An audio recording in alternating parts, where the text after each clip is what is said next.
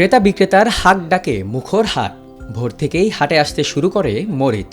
Cycle ও ভ্যানে করে নীলফামারীর ডোমার, ডিমলা ও জলঢাকা উপজেলা ছাড়াও পার্শ্ববর্তী পঞ্চগড়ের দেবীগঞ্জ উপজেলা সহ আশপাশ থেকে মরিচ বিক্রি করতে আসেন শত শত চাষি। এরপর শুরু হয় বেচাকেনার হাকডাক। এটি নীলফামারীর ডোমার উপজেলার পীর সাহেবের হাটের চিত্র।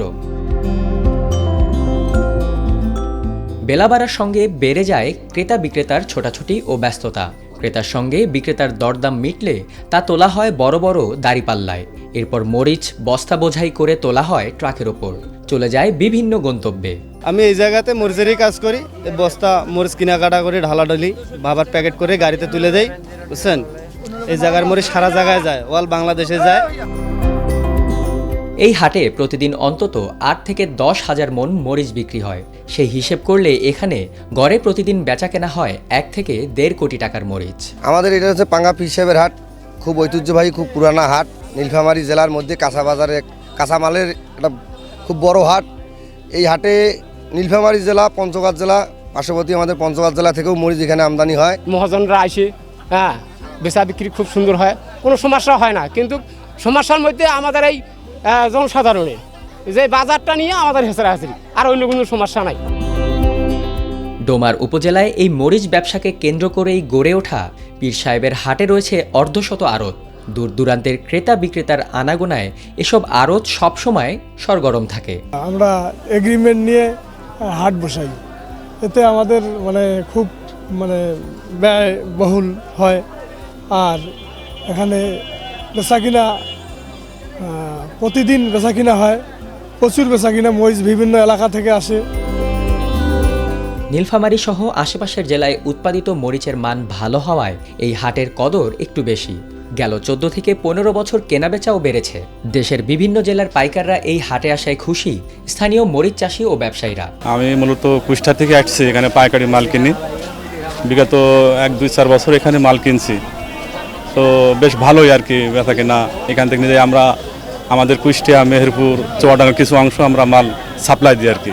আমাদের এই মাল বিভিন্ন জায়গাতে দূরান্ত থেকে মাল আসে, আমরা পয়সা করি, যাই হোক যা করি, কিন্তু ব্যাপারী লাভ হচ্ছে না। ওই ২০ টাকা কিনে ২০ টাকা বিক্রি।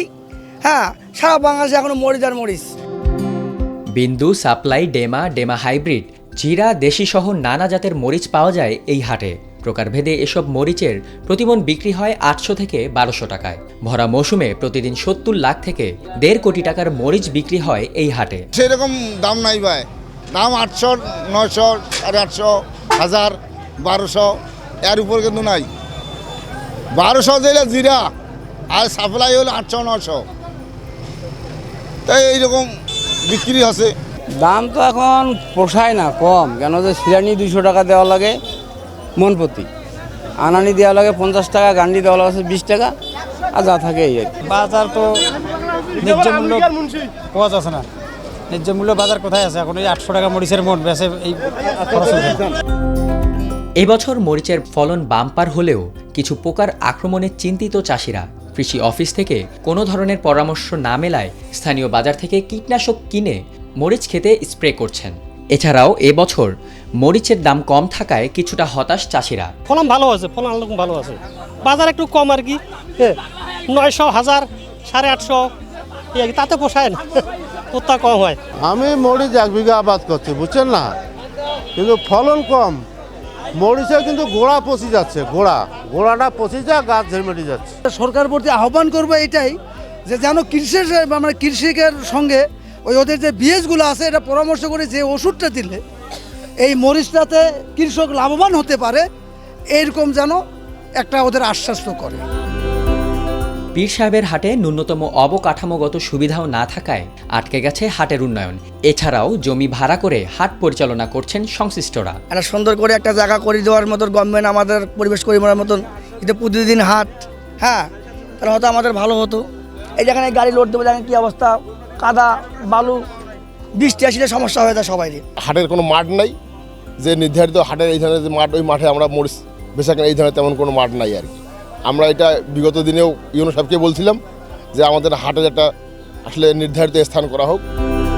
হাটের উপার্জন থেকে শৌচাগার, আবাসন ও অন্যান্য সুবিধাদি নির্মাণের উদ্যোগ রয়েছে বলে জানিয়েছে উপজেলা প্রশাসন। সরকারি আইন অনুসারে যে একটি হাটের ইজারালব্ধ আয় থেকে 15% ওই হাটের উন্নয়নের জন্য ব্যয় করা যায়। তো আমরা এই হাটটি আমাদের নজরে আছে। আমরা চেষ্টা করছি যে এই হাটের যে সমস্যাগুলি রয়েছে, আরও ছাউনি বা তাদের ওখানে স্যানিটেশনের ব্যবস্থা করা, এটি কিন্তু পর্যায়ক্রমে আমাদের উপজেলা প্রশাসন থেকে করে দেওয়া হবে। আর এর পাশাপাশি যে আরও যদি নতুন এটি সম্প্রসারণের দরকার হয়, তাহলে আমরা এটি একটু জটিল প্রক্রিয়া। সেক্ষেত্রে আমরা নতুন জমি কেনা বা স্থানীয়দের অনুদান নিয়ে আমরা ব্যবস্থা করব, যে হাটটি সম্প্রসারণের দরকার হলে আমরা সম্প্রসারণের ব্যবস্থা করব। চলতি অর্থবছরে এই হাট থেকে প্রায় 20 লাখ টাকা রাজস্ব আদায় করেছে সরকার।